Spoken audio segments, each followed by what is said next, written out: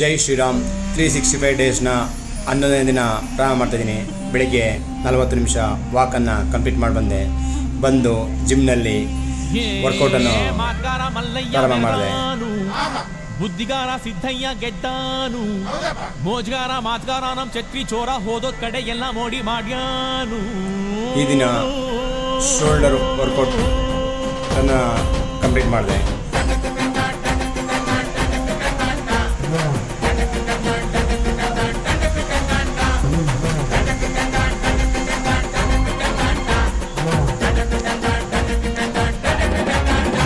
ಈ ದಿನ 4 ಲೀಟರ್ಗೂ ಹೆಚ್ಚು ನೀರನ್ನು ಸಹ ಕುಡಿದಿದ್ದೇನೆ.